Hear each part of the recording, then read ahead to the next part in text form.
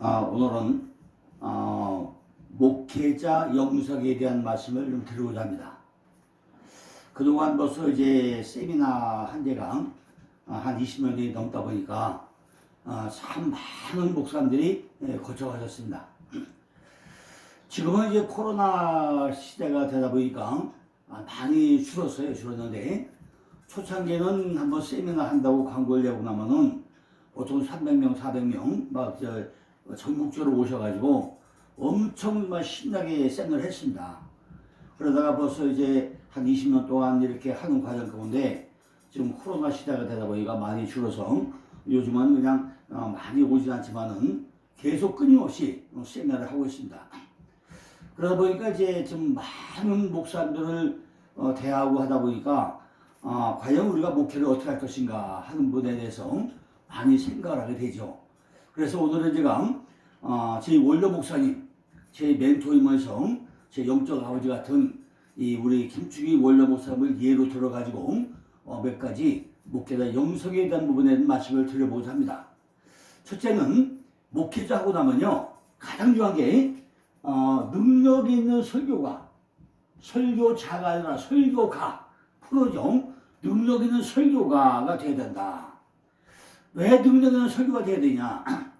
제가 우리 원로 목사님 김충희 목사님에게 은혜를 받고 정말 그 영향에 김충희 목사님이 50년 동안 7편 설교를 하셨는데 그동안에 약 18년간 따라다니면서 전부 다 원고 정리하고 엄청 많은 은혜를 받았습니다. 그리고 이제 좀 목회자 지금 말씀을 목회자 세미나 하면서 목사님들이 어떻게 하면은 교회가 부흥되고 성장될까 거기에 아주 일념을 가지고 두 가지를 강조했습니다. 첫째는 칠판 설교, 두 번째는 원어 적용 이걸 하고 있는데 그러면서 정말 목사님들이 성공하는 목회 어떻게 해야 될 것인가 많은 관심이 있죠. 남들과 비교해가지고 나만의 전문적인 독특한 색깔이 있어야 한다는 것을 강조해드리고 싶습니다. 남들이 한 것과 똑같이 같은 설교한다고 하면요 성도들 심리는 큰 교회로 나가서 편하게 시작을 하고자 합니다. 적은 교회, 중소교회 잘 오지 않죠. 그러니까 나만의 설교의 특색, 나만의 설교 색깔 있어야 된다는 얘기죠. 설교자는 아마추어가 아니라 프로, 설교가 프로가 되어서 프로로 인정을 받아야 한다는 것입니다. 이런 의미에서 제가 영향받은 김충희 원로 목사는요 오직 몇 가지 이미지가 있어요. 강력한 불을 토하는 부흥 강사, 개척교를 단기간에 대교로 성장시킨 뛰어난 행정가, 설교 때마다 하나님의 은혜를 쏟아내는 탁월한 설교가 이런 수식어가 항상 따라다녔습니다. 김충희 원로 목사는요 지난 50년 동안 전국 관광국고 전 세계를 다니면서 복음의 불모지에 복음을 뿌리고 흔들리는 시장의 성도에게 확고한 믿음을 심어줬던 아주 뛰어난 설교가 프로였습니다. 목사님의 사역이 살다는 열매를 맺을 수 있었던 것은 아주 뛰어난 칠판 설교 때문이었다고 저는 생각합니다. 대형교를 이룰 수 있었던 것도 부흥의 때마다 열매를 맺을 수 있었던 것도 모두가 목사님의 뛰어난 칠판 설교가 뒷받침되었기 때문이라고 저는 생각을 합니다. 목사님은 설교 시간 때마다 칠판 설교를 통해서 불을 뿜는 설교가 있었고 설득력이 강한 말씀의 전달력이 있었기 때문에 저는 그 이유를 한마디로 능력 있는 설교라고 능력 있는 설교 때문이었다고 정의하고 싶다는 것입니다. 목사님의 설교가 울려 퍼지는 곳에는 청중이 변화받고 하나님께 순종하는 일들이 일어났고 감동과 감격이 일어났었습니다. 성도들이 새 삶을 위한 결단이 이루어졌고 헌신과 순종이 뒤따라왔습니다. 그 결과 교회 부흥과 성도들의 신앙성으로 그 결과가 나타났습니다. 이처럼 능력 있는 설교가 되기 위해서는 반드시 뭐가 돼요? 프로가 되다. 프로가 전문가가 되어야 된다는 것입니다. 그죠? 프로가 되기 위해서는 눈물과 콧물과 땀과 노력이 수반되어야 한다. 요즘에 달인 소리가 달인 나오죠. TV에 달인이라고 달인 나오는데 달인이 되기 위해서는요 절대로 하루처럼 되는 게 아니죠. 남들은 전부 다 자빠져 살 때 깨어있는 게 달인이다. 저는 이렇게 표현을 합니다. 달인이 위해서는 남들이 살 때 나는 깨어있어야 돼요. 열심히 뭔가 연구하고 노력하고 피와 땀과 노력이 있어야 되지. 그래 달인 되지. 그냥 되지 않아요. 그죠? 저도 내가 80년도에 예수 믿어가지고요 지금까지 하루에 3시간 내서 못 잡았어요. 그러다 보니까 책이 몇 가지죠? 현재 저서가 68권. 그것이 그냥 나왔으니까 남들 잠들 잘 때 내가 깨어있었기 때문에 저서가 68권이 되었다는 것입니다.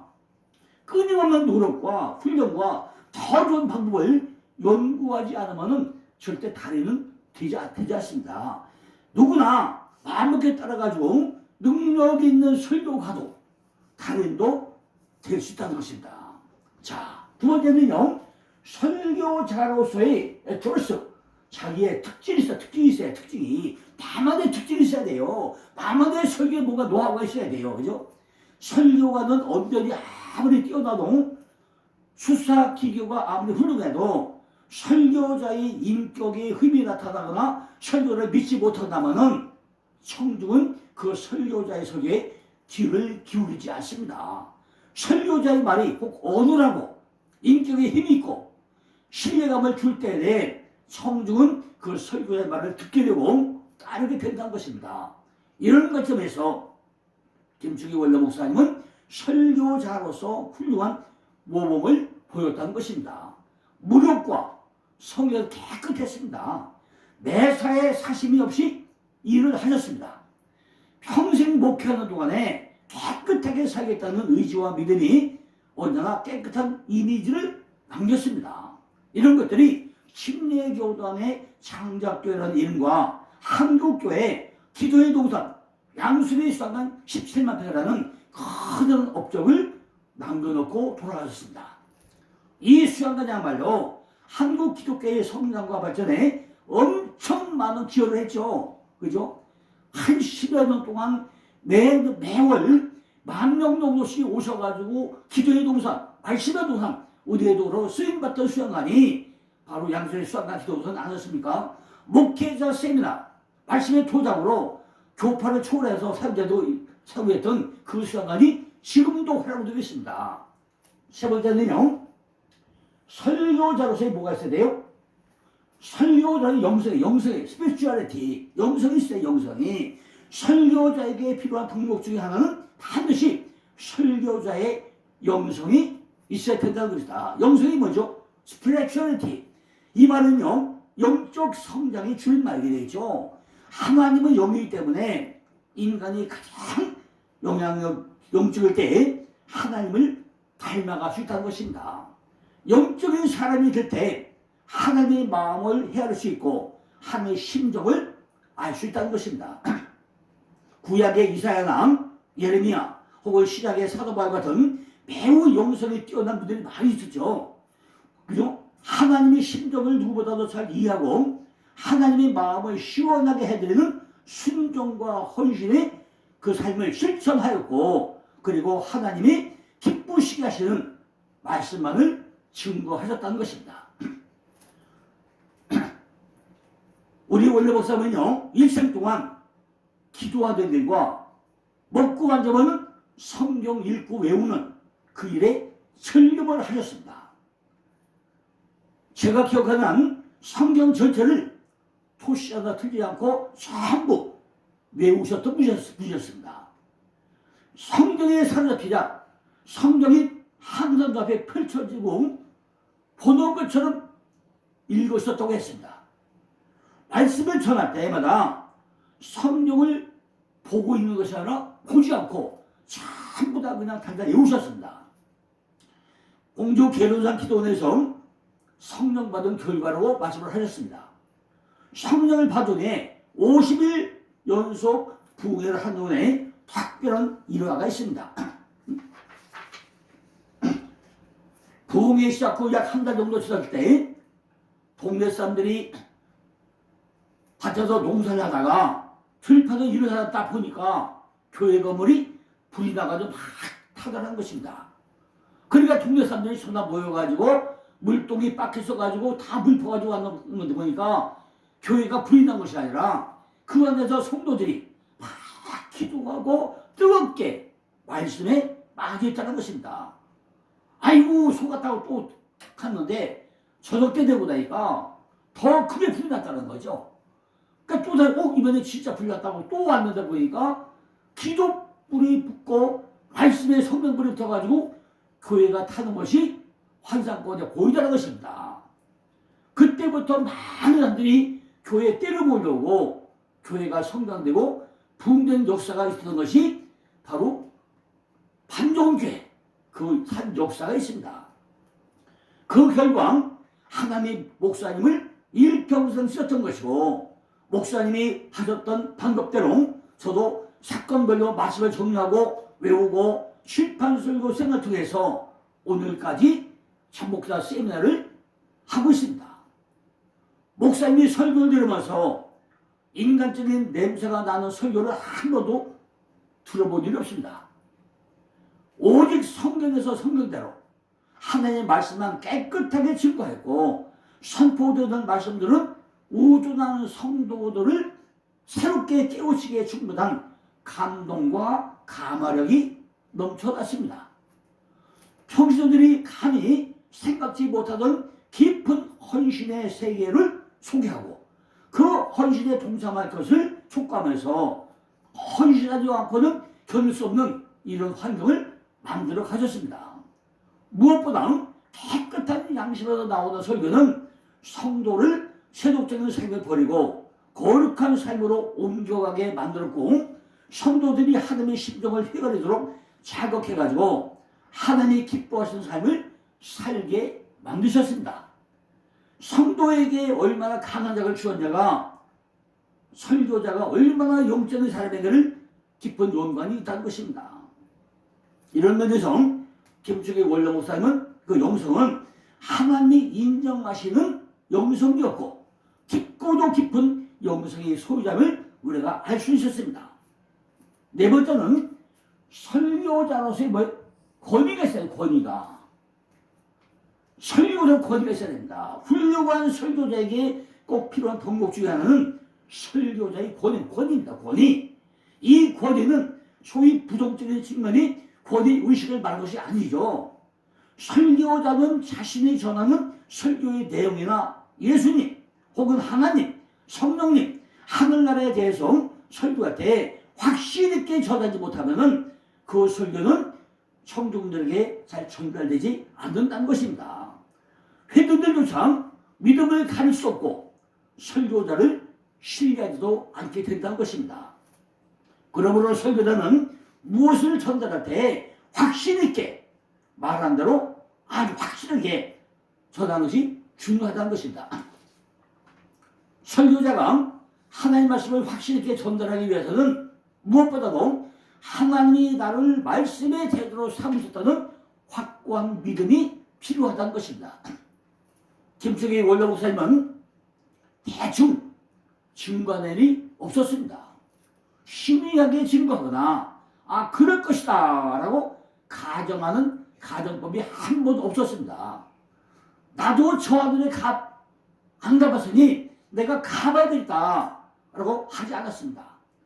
눈에 보이지 않는 하늘이라도 하나님도 또 성령님에 대해서도 말씀을 근거로 해가지고 아주 확고하게 전달을 하셨다는 것입니다. 설교 속에서 목사님이 자신의 신앙이 담겨 있었다는 것입니다. 마치 바위처럼 요동치 않는 믿음이 담겨 있고 하나님에 대한 확신으로 꽉 차 있었다는 것입니다. 그것이 바로 성경에서 성경대로 말씀을 이용해서 설교하셨던 칠판 설교 내용이었습니다. 같은 예문을 들어도 절대로 세상적인 것이 아니라 성경에서 성경대로 예문을 들으셨습니다. 이것이 바로 구약과 신약 사이에 단을 놓고 그 말씀들이 지금 나에게 어떤 상관이 있는지 확실한 방향을 제시하는 상관 설교였던 것입니다. 말씀에는 생명력이 있으므로 구약과 시약을 넘나들면서 아주 적절하게 연관된 말씀들을 찾아내가지고 우리들이 삶과 연관을 시켰습니다. 칠판의 제목과 대결 쓰였지만은 효과적인 전달을 위해서 그림도 그렸는데 아주 인류화가 같은 그런 그림을 능가할 정도로 칠판에 그려놓고 나면은 성도들이 감동과 감동을 다 매일 받았습니다. 이런 김충희 목사님의 믿음이 성도들에 전달될 때 믿음의 확신이 갖게 되었다는 것입니다. 그렇다고 김 목사님은 황당한 내용을 전하면서 성도들에게 막무가내로 믿으라고 강요하지 않으셨다는 것입니다. 확신의 참 믿음 속에서 믿을 만한 증거를 제시하면서 청중을 설득해가지고 설교를 듣는 누구나 그 설교에 매료되도록 아주 만들었다는 것입니다. 목사님은 이런 증거를 제시하게 돼가지고 성경 가운데서 발생한 여러 간증거리들을 골고루 찾아내가지고 칠판에 하나하나 기록하면서 그림으로 글씨로 설명을 했다는 것입니다.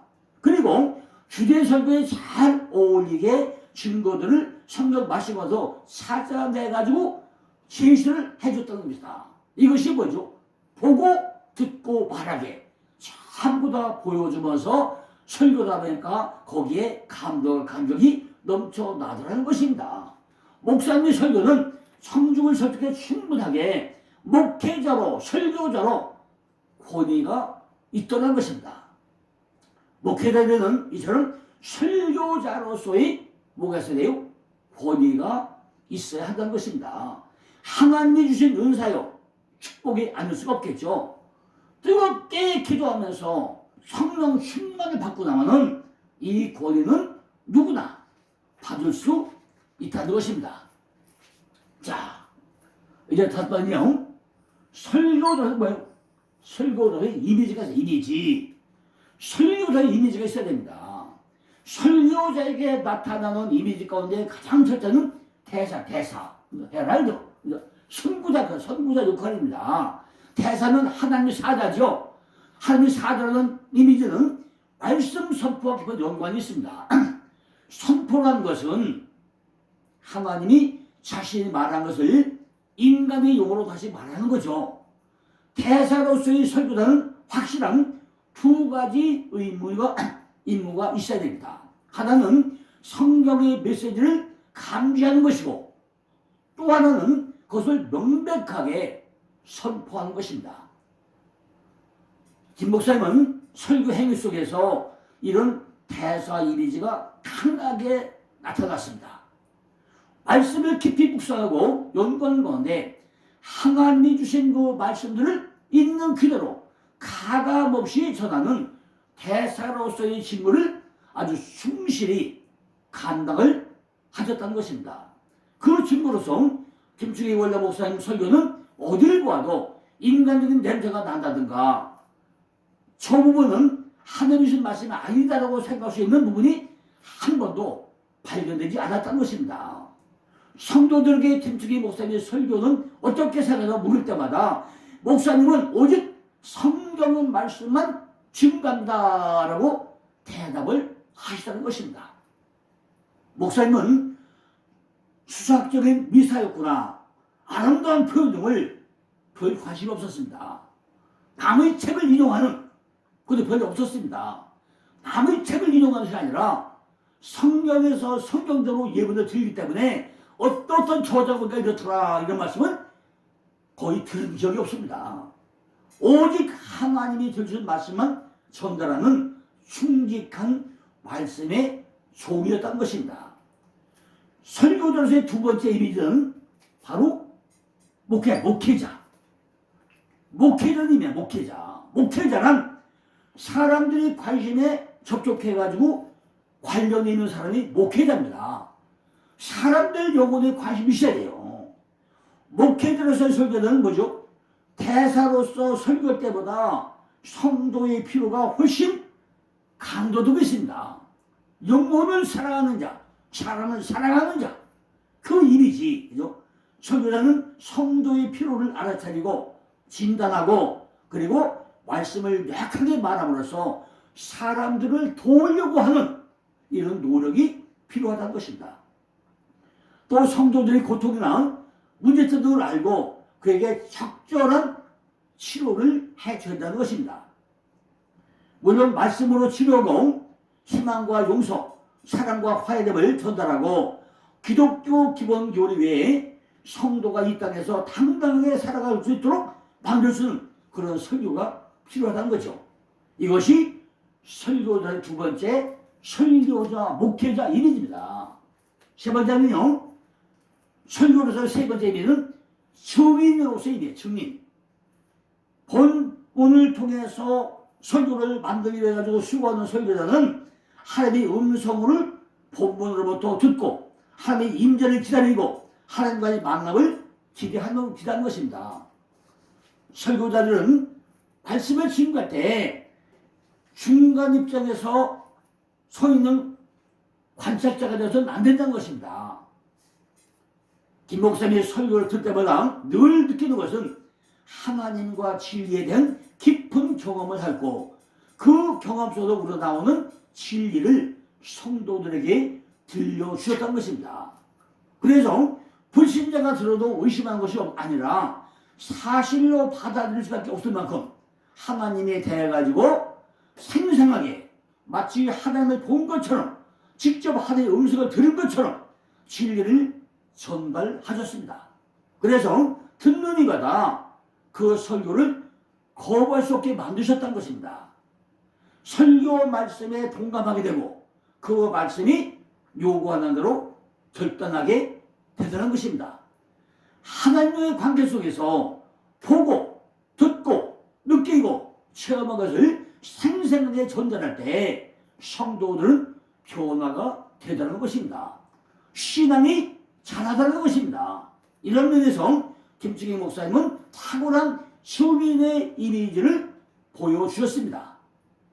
누구누구의 책에 보니까 미국 누구의 말에 의하만이라는 이런 말은 한 번도 성경에 인용하지 않고 오로지 성경 어디 보니까 성경에 누가 어떤 데 보니까 어떻게 하라고 구약과 신약을 적절하게 연결시켜가지고 상관설교를 가장 잘 전달해서 이미지를 보여주셨다는 것이다.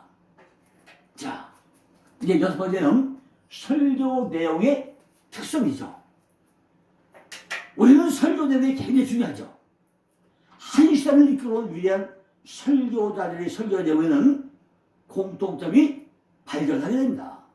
그 가운데 하나는 세상 지식이 아무리 해박하도 성경에 기초한 설교를 고집하시자는 것입니다.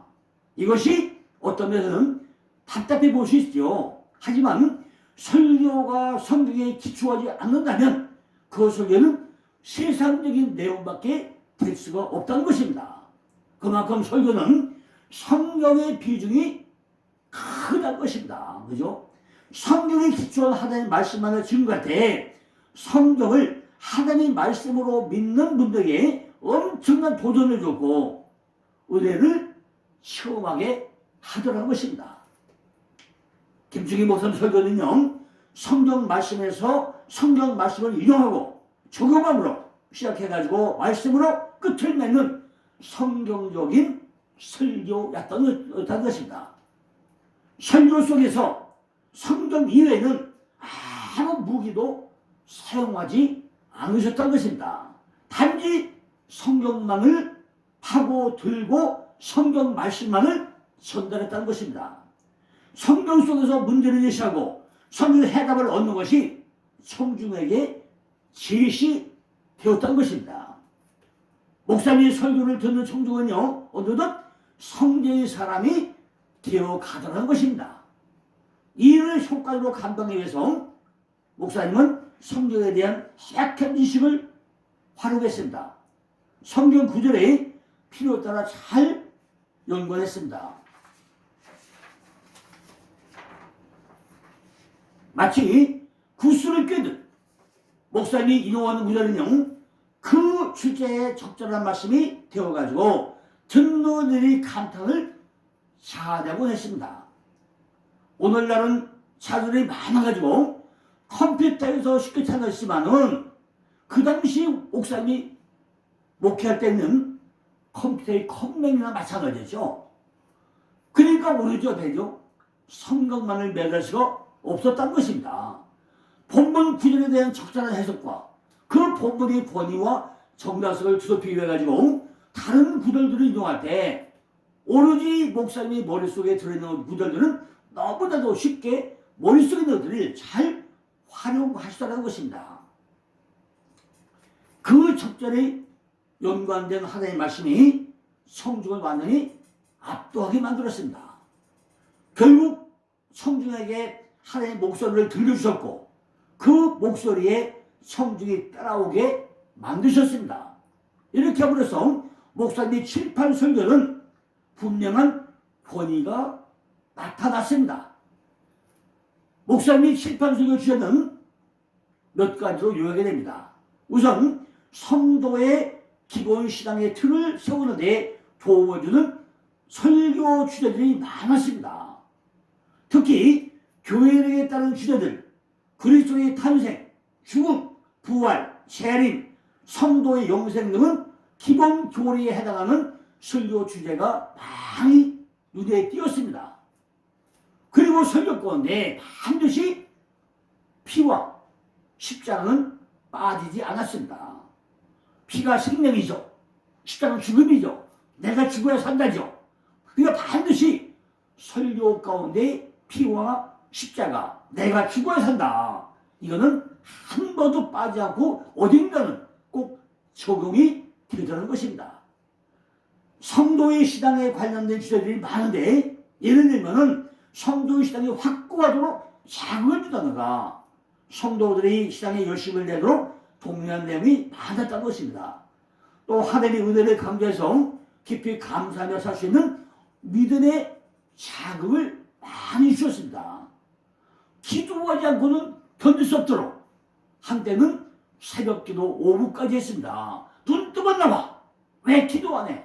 새벽기도 오후까지 했습니다. 이렇게 성도들에게 믿음의 자극을 주었습니다. 이런 주제에 선포할 때마다 성도들은 가슴이 뜨거워지고 고개를 끄덕이고 헌신을 결단했고 성령의 역사에 대한 강조를 많이 듣게 되었습니다. 그래서 목사님이 항상 뭐죠? 성령의 사람이라는 표현을 얻었고 성령의 역사가 불같이 일어나더라는 것입니다.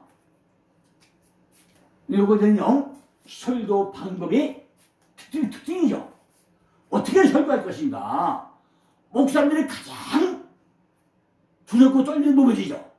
내가 목회할 때는 어떻게 설교할 것인가? 근데 걱정할 게 없습니다. 간단합니다. 앞으로 성경 목회는 딱 두 가지예요. 첫째는 칠판 설교, 내용은 원어 적용. 이것이 성경 목회의 비결입니다. 칠판 설교는 설교 내용이 늘 감동적이고 설교를 전할 방법이 독특하게 뛰어납니다. 칠판의 제목을 쓰는 순간부터 이미 성령의 역사는 시작이 됩니다. 우리가 알다시피 설교는 쉬워야 돼요. 어려우면 안 돼요. 아주 쉽게 또 선명해야 돼요. 보고 듣고 말하게. 설교자는 이에 대해서 전적으로 동감을 합니다. 우선 칠판 설교를 보고 듣게 되면 전달하려는 설교 주제가 아주 쉽게 정확하게 전달되게 되어 있습니다. 왜냐하면 목사님은 주로 한 가지를 선정해가지고 전하기 때문입니다. 예를 들면 예배에 관한 설교할 때 아브라함의 예배 특징이나 노아의 예배 특징 등 성경 속의 모범적인 예배를 쫙 전개 열거를 합니다. 그리고 예배 속에서 성도들이 교훈을 얻고 참된 예배 자세를 배우는 내용들을 성경과 집중적으로 나누게 되죠. 목사님은 예배의 종류나 올바른 자세 등을 언급함으로써 예배라는 큰 틀에서 벗어나지 않습니다. 결국 한 가지 주제만을 집중적으로 전달하게 된다는 것입니다. 이런 노력은요 결국 설교가 쉬워지는데 공헌을 하게 된다는 것입니다. 목사님은 또 설교할 때 시각적인 효과를 최대한으로 활용을 하셨습니다. 이 또한 칠판 설교를 칠판에 전달하는데 아주 좋은 기회가 되죠. 근데 걱정이 없습니다. 나는 글씨 못 써서 그림을 못 그려서 아무 것도 없습니다. 누구나 하다 보면은 달인이 되게 돼 있습니다. 그죠? 이것이 칠판 설교 전달 방법의 기회입니다. 기회. 하다 보면 되게 되었습니다. 그죠? 가령 예배를 주를 때 예배에 관련된 개요나 예배에 대한 그림을 실패하면 잘 그려보세요. 그죠? 그림을 그려가면서 설명하면서 설교를 합니다. 그러면 뭐가 되죠? 목사님들은 여유가 있고 성도와 교감이 있고 대화가 있고 그죠? 얼마나 쉬워갑니까? 칠판에 그림을 그려서 설교를 하다 보면 이거만큼 쉬운 설교가 없습니다. 눈으로 보고 귀로 듣자면서 눈과 귀를 동시에 살렸게 됩니다. 칠판을 활용해서 시각적인 효과를 극대화시킬 수 있다는 것입니다.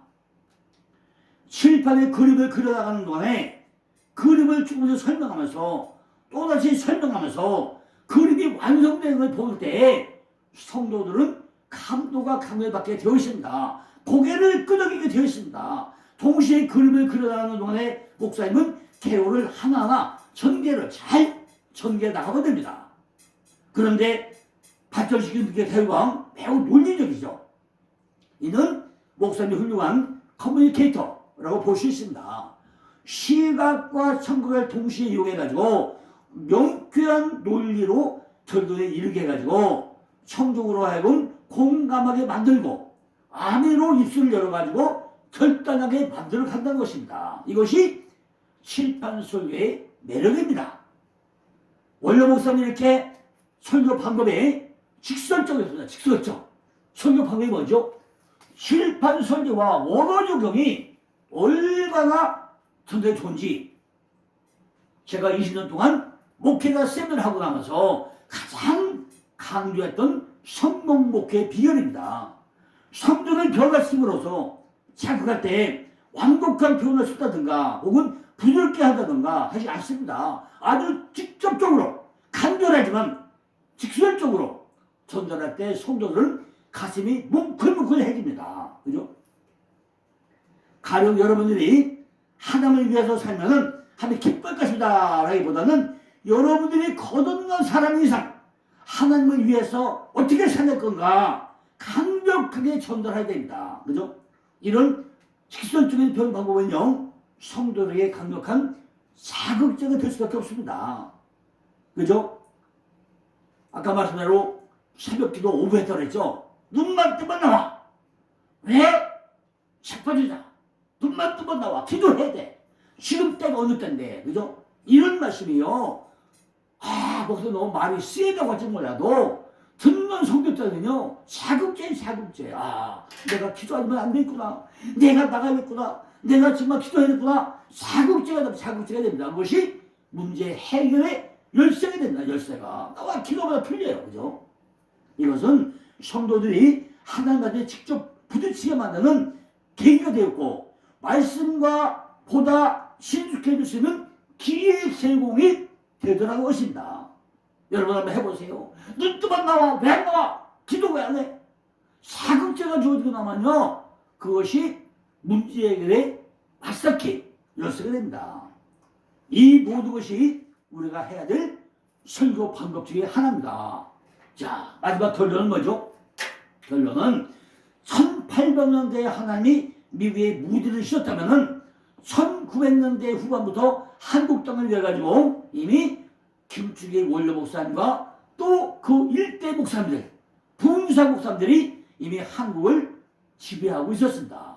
근데 일대 부흥사 목사님이 60년대, 70년대, 80년대, 90년대까지 왔는데 지금은 2대, 3대 목사님들이 전수가 안 되고 있고 최근에 뭐가 됐죠? 코로나 시대가 와가지고 교회가 아주 어려움을 겪고 있습니다. 목회자 세미나에 300명, 450명 분들이요 너무 많이 줄었어요. 정말 교회마다 너무 경제적으로 마음적으로 어려움이 꺾고 있습니다. 이때 우리가 어떻게 해야죠? 말씀이 회복이 되어야 됩니다. 우리가 정말 심판소를 통해서 오도조를 통해 가지고 정말 우리가 교회가 부흥되고 성장되어지고 회복되기 위해서는 설교 방법을 바꾸지 안 됩니다. 뭘로 바꿔야 된다고요?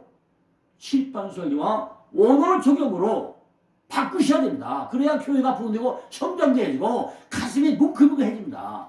말씀을 붙잡고 깊이 기도하면서 묵상 가운데 눈으로 보고 마음으로 그리던 그 영감적인 설교, 심판 설교 그러면서 외쳤던 이 내용들이 오늘날 우리가 해야 될 바로 목회자 영성, 목회자 영성, 그죠? 그 누구? 지금 목회하는 여러분들이 정말 목회자로서의 특징, 영성이 뛰어다니지 않겠습니까? 이건 남들이 해준 게 아니잖아요. 우리가 노력할 때, 한주가 부흥될 때 이것이 우리가 회복돼야 됩니다. 이것이 회복되지 않으면 우리의 미래는 소망이 없습니다. 오늘 이 아침에 듣는 모든 목회자들이 정말로 목회자 영성이 회복되는 놀라운 역사의 길을 간절히 기원해 드립니다. 감사합니다.